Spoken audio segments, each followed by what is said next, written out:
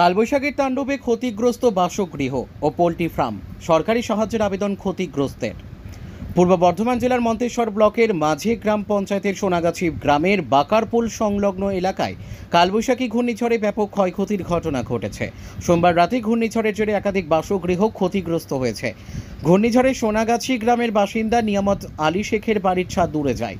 পাশাপাশি তার পোল্ট্রি ফার্মও ভীষণভাবে ক্ষতিগ্রস্ত হয়েছে। ফার্মে থাকা বহু মুরগি মারা গেছে বলে জানিয়েছেন তিনি।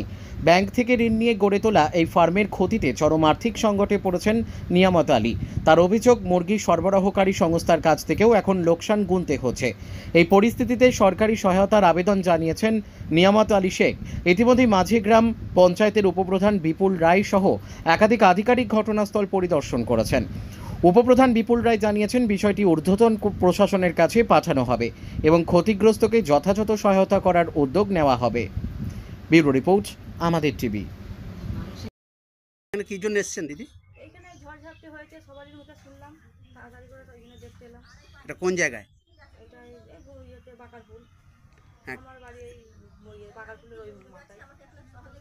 কি ফার্ম ছিল এটা? এটা মুরগির ফার্মে ছিল। এটা খুব অসহায়, সবার মুখে শুনছি, আমি দেখেছি, ওই জন্য আরও এলাম। এখন কি চাইছেন ওনাদের জন্য? একটু যদি সরকার থেকে সাহায্য করে, থাকা জায়গাটা ওদের করে দেয় তাহলে খুব ভালো হতো।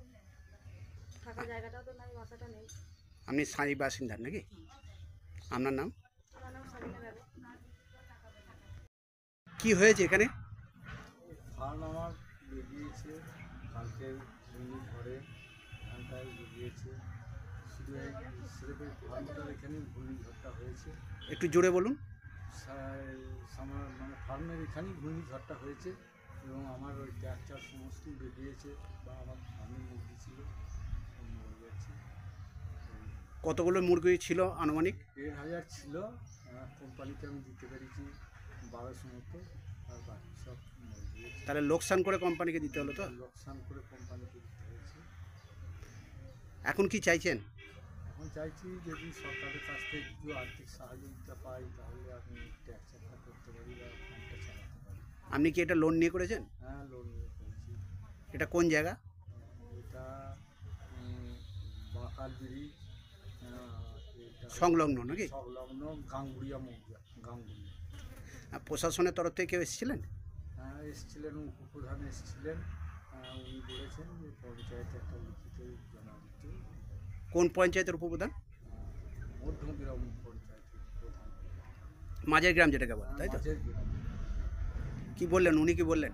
উনি বললেন পঞ্চায়েতে একটা জমা দিতে, উনি সম্ভবত কিছু সাহায্যের ব্যবস্থা আশ্বাস দিয়েছে। আপনার নাম? ওনার নাম বিপুল রায়। আপনার নাম? আমার নাম নিয়ামত আলী শেখ।